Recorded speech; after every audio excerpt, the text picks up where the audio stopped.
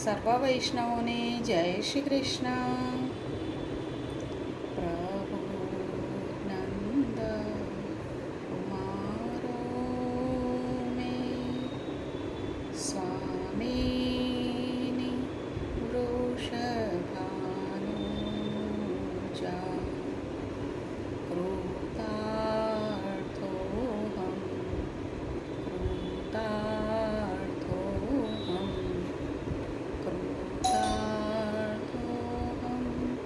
ન સંશયઃ.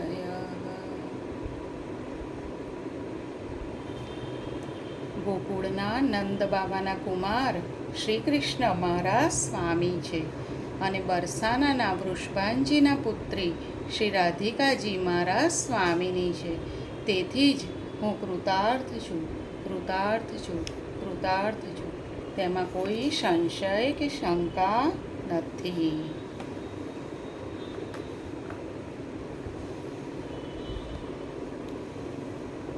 અગાઉ આપણે જોયું કે ઉદ્ધવજી પ્રભુને સમજાવી રહ્યા છે. શું સમજાવી રહ્યા છે? જ્યારે પ્રભુ કહે છે કે હું આ વ્રજને ભૂલી શકતો નથી મિત્ર, હું નથી ભૂલી શકતો, ત્યારે ઉદ્ધવજી પ્રભુને કહે છે કે આપ તો મહાજ્ઞાની છો, પરબ્રહ્મ છો, તો પછી આ વ્યર્થ વલોપાત શા માટે? તમે અનેક લીલાઓ કરી, બહુ માખણ ખાધું, ખૂબ વાંસળી વગાડી, અને આટલી ઉંમરમાં કોઈ ન કરી શકે તેવું ઘણું કર્યું. તો હવે આ પડદો પડી ગયો છે પ્રથમ અંકના છેલ્લા દ્રશ્ય પર. તો હવે આપ એક કુશળ અભિનેતા તરીકે ખરાખરીના ખેલ ખેલવાના છે. ત્યારે આપ જો આ પ્રથમ અંકનું પુનરાવર્તન ઈચ્છો તો તે કેવી રીતે શક્ય બને?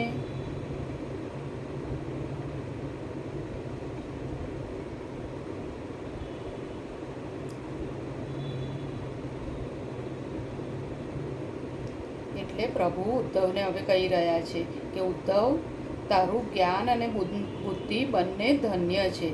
તારી વાત સાચી છે, હું પણ કબૂલું છું કે હું ગોકુળ વૃંદાવનને ભૂલીશ તો જ મથુરાની અને આર્યાવર્તની રાજનીતિમાં મારું મન પરોવાશે. વ્રજવાસીઓને અને રાધા, યશોદા ઇત્યાદિને વિસરી જઈશ તો જ યાદવ રાજપુરુષો સાથે અને આ ભૂખંડના સમ્રાટો સાથે હું રાજકાજના ખેલ ખેલી શકીશ. પણ ભાઈ, તું કહે છે તે ત્યારે જ શક્ય બને જ્યારે બધું મારા એકલાના હાથમાં હોય. મિત્ર, તું તો અનેક શાસ્ત્રોના વિદ્વાન છે અને માનસશાસ્ત્રનો પણ પ્રખર અભ્યાસી છે. પ્રભુ ઉદ્ધવજીને કહે છે કે તું તો માનસશાસ્ત્રનો પણ પ્રખર અભ્યાસી છે, એટલે તું એ કાં ભૂલી જાય છે કે જો કોઈ મને સતત યાદ કર્યા કરતું હોય, મારા વિયોગમાં ઝૂરી તડપીને પોતાના પ્રત્યેક ઉચ્છ્વાસે સ્મૃતિરૂપી રશ્મિ દૂરથી ફેંક્યા કરીને મારા મનના સ્મૃતિ ખજાનાને ખોલવાનો, મારી સંસ્મરણોની સરવાણીને ઝંકૃત કરવાનો અથાગ પ્રયત્ન કરી રહ્યું હોય, ત્યારે મારું મન રાજકાજમાં કે શાસન પ્રબંધમાં ક્યાંથી એકાગ્ર થાય?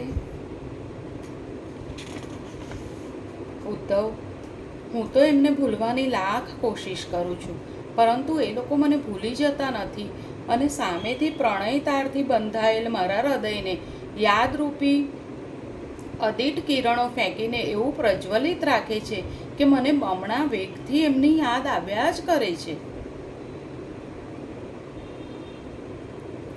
આમ આ માનસિક પ્રક્રિયા અન્યોન્યાશ્રિત હોવાથી ઉદ્ધવ, તું જ કહે, મારા માનસશાસ્ત્રના સિદ્ધાંત મુજબ જેવી દશા એમની ત્યાં હોય તેવી દશા મારી અહીંયા થયા વિના રહી શકે ખરી? આ કોણ કહે છે? પ્રભુ ઉદ્ધવને કહે છે કે તારા માનસશાસ્ત્રના સિદ્ધાંત મુજબ જેવી દશા એમની ત્યાં હોય તેવી દશા મારી અહીંયા થયા વિના રહી શકે ખરી? ખાતા પીતા, સૂતા બેસતા, ઊંઘતા જાગતા, ત્યાંથી કોઈનું અને કોઈનું યાદરૂપી તીર મારા સ્મૃતિપુંજને વાગે છે અને હું ઘાયલ થઈ જાઉં છું. તું તો મારો સ્વભાવ જાણે છે કે હું તો પહેલેથી જ એવો છું. ભલે બાહ્ય રૂપે અઠંગ કર્મયોગી દેખાતો હોઉં છતાં હૃદયથી હું એટલો લાગણીશીલ અને પ્રેમાળ છું કે મારાથી કોઈનાએ દુઃખ, આંસુ, વ્યથા જોયા જતા નથી. પછી તો આ મારા સ્વજનો વલોપાત કરે છે એને હું કેવી રીતે અવગણી કે નકારી શકું? શ્યામ સુંદરે મારી તાર્કિક દલીલને સચોટ રદિયો આપ્યો અને મારી બોલતી બંધ કરી દીધી. પરંતુ જે હેતુથી મેં આ ચર્ચા ઉપાડી હતી તે હેતુ બહાર આવ્યો નહીં અને વાત આડે પાટે ચડી ગઈ. તેથી મેં પુનઃ મારા જ્ઞાનનો આશરો લઈને શ્યામને સમજાવવાનો મરણીયો પ્રયત્ન કર્યો. હવે ઉદ્ધવજી શ્યામને સમજાવતા હતા પણ વાત આડે પાટે ચડી ગઈ ને એનો હેતુ થયો નહીં. તેથી ઉદ્ધવજીએ પુનઃ જ્ઞાનનો આશરો લઈને શ્યામને સમજાવવાનો પ્રયત્ન કર્યો. પ્રભુ, આપ તો પરબ્રહ્મ પરમાત્મા છો અને સર્વના હૃદયમાં સમાન ભાવે આત્મા રૂપે બિરાજો છો. કોઈ પણ પ્રાણી પંચભૂતથી પૃથક હોઈ શકે નહીં, તેમ આપ પણ કોઈથી અલગ રહી શકો નહીં. આ એક સનાતન સત્ય છે. આપ મારા હૃદયમાં, ગોપ ગોપીઓના હૃદયમાં, નંદ યશોદાના હૃદયમાં અને શ્રી રાધાજીના હૃદય કમળ ઉપર પણ સદાય અને સતત નિવાસ કરો છો.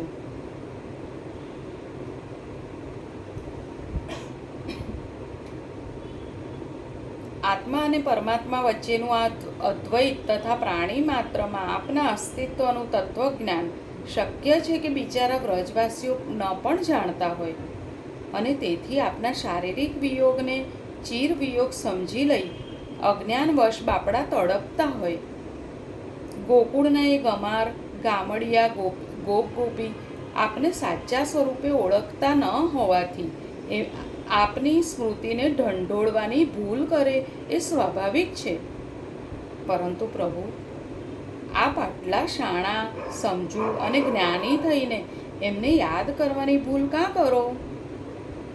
આપે તો એમને હવે ભૂલી જવાના જ હોય, તો જ આ અન્યોન્યાશ્રિત વ્યવહાર અટકે. મારી સામે થોડી ક્ષણો અપલક તાક્યા કરીને શ્યામ સુંદર બોલ્યા, ઉદ્ધવ, તું મારું એક કામ ન કરે? તું વ્રજમાં જા, રાધા સહિત તમામ વ્રજવાસીઓને એવો ઉપદેશ આપ, એવું જ્ઞાન આપ કે તેઓ મને ભૂલી જાય. જો એ લોકો મને ભૂલી જશે તો હું તેમને ભૂલી જઈશ. પ્રભુએ શું કીધું કે ઉદ્ધવ, તું મારું એક કામ કર. તું વ્રજમાં જા, રાધા સહિત તમામ વ્રજવાસીઓને એવો ઉપદેશ આપ, એવું જ્ઞાન આપ કે તેઓ મને ભૂલી જાય. અને જો એ લોકો મને ભૂલી જશે તો પછી હું એમને ભૂલી જઈશ. મેં પ્રભુનો હાથ મારા હાથમાં લઈ લીધો. મને થયું કે હવે મારો હેતુ બરાવ્યો અને શ્રી કૃષ્ણનું એક અંગત કામ કરી આપવાનો અધિકાર પણ મને પ્રાપ્ત થયો. ઉપદેશ આપવો યા જ્ઞાન આપવું એ તો મારા માટે ભાવતું હતું ને વૈદે કહ્યું એના જેવું. મેં તરત જ દરખાસ્ત સ્વીકારી લીધી અને કહ્યું, આપ ચિંતા ન કરો પ્રભુ, કાલે સવારે જ હું વ્રજમાં જવા રવાનો થાઉં છું. મને મારી શક્તિ આવડત ઉપર વિશ્વાસ છે કે હું એમને સાદી સીધી આટલી વાત તો સરળતાથી સમજાવી શકીશ કે જે તમારા હૃદયે વસ્યા છે તેને તમે તમારાથી દૂર ગયેલા માની આટલો વિલાપ કાં કરો છો? શ્રી કૃષ્ણ તો સર્વગત, સર્વવ્યાપી અને સર્વાંતર્યામી છે. તમે જરા ધ્યાનથી જુઓ તો દેખાશે કે એ તો તમારા સૌના અંદરમાં જ બિરાજમાન છે, તમારાથી છૂટા પડ્યા જ નથી. આટલું સમજાવી દઉં તો ચાલશે ને? શ્રી કૃષ્ણ તો ખુશ થઈ ગયા. એકદમ હરખમાં આવીને મને ભેટી પડ્યા અને બોલ્યા, ઉદ્ધવ, આટલું જ્ઞાન જે તે બરાબર પચાવ્યું છે તે જો તું તેમને ગળે ઉતારી શકે તો ભાઈ હું તારો અત્યંત આભાર માનીશ. લાખ કામ પડતા મૂકીને તું કાલે સવારે જ વ્રજમાં જવા ઉપડી જા. મારા વિયોગમાં દિન રાત તડપતા એ સૌને, નંદ યશોદાને, ગ્વાલ બાલોને, વ્રજ વનિતાઓને અને સવિશેષ તો મારી વિરહિણી રાધિકાને તારા જ્ઞાન ડહાપણથી એવા પ્રભાવિત કરી નાખ કે એમના અજ્ઞાનના પડળ ભેદાઈ જાય અને એમને સત્ય જ્ઞાનનો પ્રકાશ લાગતા તેમનો સૌનો મોક્ષ થઈ જાય. વાસુદેવની વાતોથી મારો ઉત્સાહ ઓર વધ્યો. પછી તો રાત્રે હું અને શ્યામ એક જ કક્ષમાં સૂતા અને રાત્રે મોડે સુધી શ્યામ સુંદરે મને વ્રજભૂમિની ભૌગોલિક પ્રાકૃતિક પરિસ્થિતિથી સુમાહિતગાર કર્યો. એટલું જ નહીં, એ વ્રજવાસીઓ સાથે ગાળેલા દિવસોના કાંઈ કેટલાય સુખદ સંસ્મરણો કહી સંભળાવીને મારા મનમાં વ્રજનું વાતાવરણ ભરી દીધું.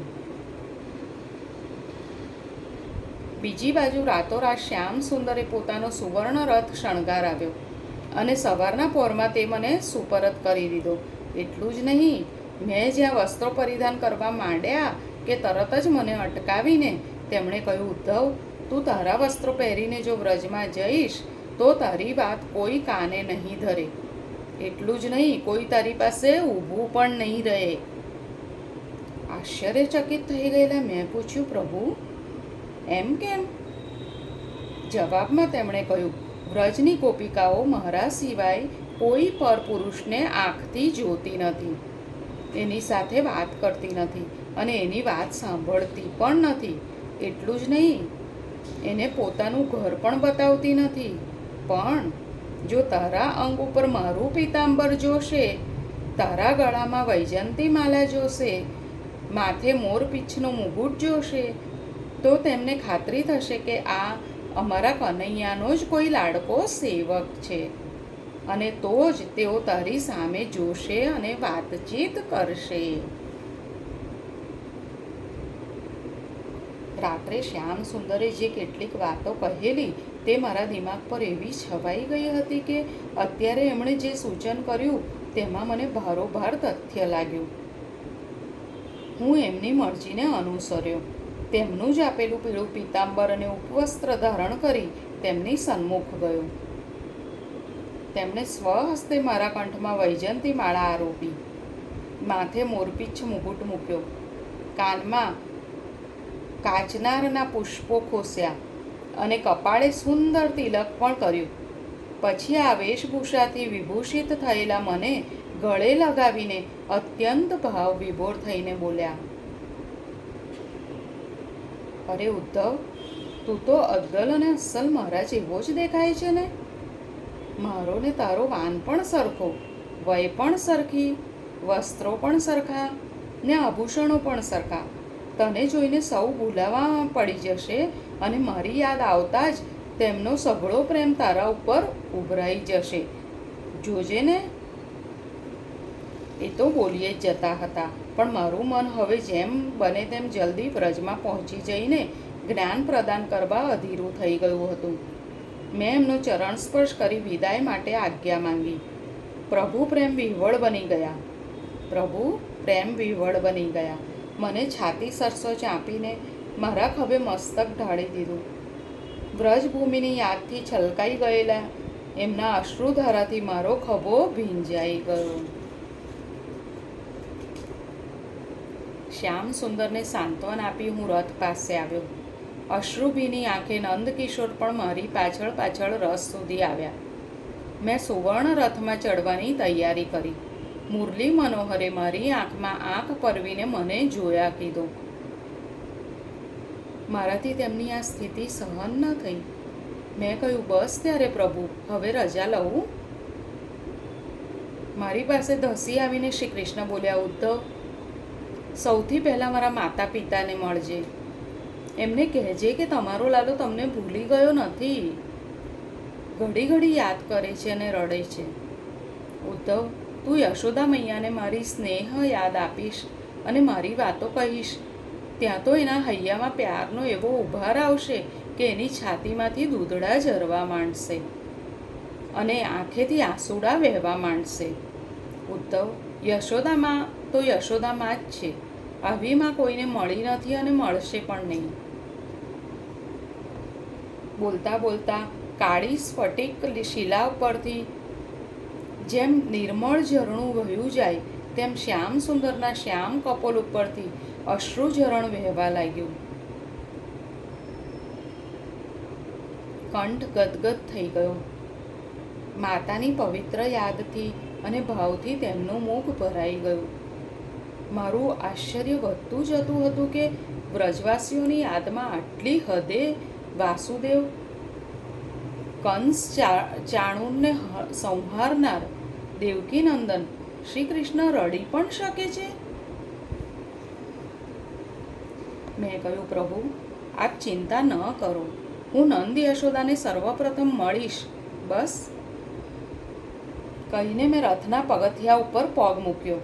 ત્યાં તો શ્યામ સુંદરે મારો હાથ પકડીને મને ઊભો રાખ્યો અને કરુણાસભર કંઠે તેઓ બોલ્યા, ઉદ્ધવ, માનો પ્યાર કેવો હોય તેનો સાચો ખ્યાલ તને યશોદા મૈયાની દશા જોઈને આવશે. એટલું જ નહીં, માના પ્યાર સાથે પિતાનો પ્યાર પણ ત્યાં જ જોવા મળશે ભાઈ.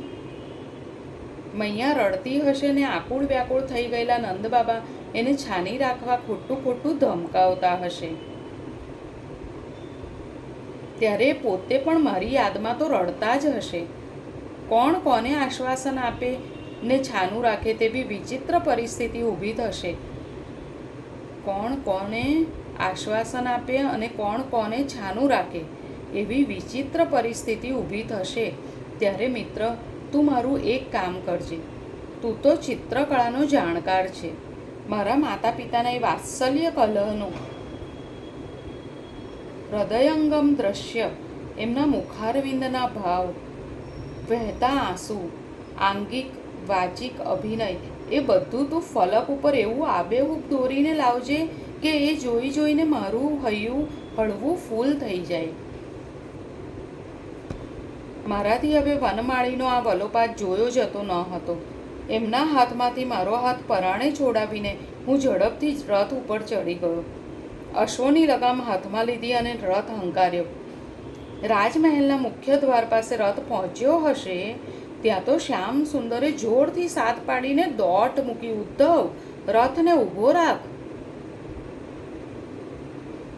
મેં લગામ ખેંચીને અશ્વોને અટકાવ્યા. શ્રી કૃષ્ણ દોડતા આવીને રથ ઉપર ચડી ગયા અને ભ્રમર જેમ કાનમાં ગણગણે તેમ મારા કાનમાં ગુંજવા લાગ્યા. ઉદ્ધવ, ગૌશાળામાં જઈને તું મારી ગંગલી ગાયને ખાસ મળજે. કપડાં ઉતાર્યા વિના આ ને આ જ વેશે. શું કીધું લાલાએ? ઉદ્ધવ, ગૌશાળામાં જઈને તું મારી ગંગી ગાયને ખાસ મળજે. કપડાં ઉતાર્યા વિના આ ને આ જ વેશે. સીધો એની પાસે જજે ભાઈ. ઘાસનો એક પૂળો તારા સ્વહસ્તે એને નીરીને તું મારા વતી એના આખા ડીલે પ્રેમથી હાથ ફેરવજે. એ ભૂખી અને તરસી સુકાઈ ગઈ હશે. નર્યા હાડકા દેખાતા હશે, પણ એના હાડકે હાડકે તારો હાથ અડશે એટલે હું આવ્યો છું એમ સમજીને એ હરખના આંસુ વહાવશે. મારી અકળામણ વધતી જતી હતી. મેં ખિન્ન વદને કહ્યું, પ્રભુ,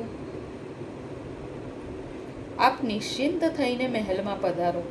મથુરેશ થઈને આપ રથની પાછળ આમ દોટ મૂકો છો તે આપને શોભતું નથી. આપ ચિંતા ન કરો. આપના કહેવા પ્રમાણે હું દરેકને મળીશ. જેમને સમજાવવાના છે તેમને સમજાવીશ અને જેમને મળીને ખબર અંતર પૂછવાની છે તે પણ પૂછીશ.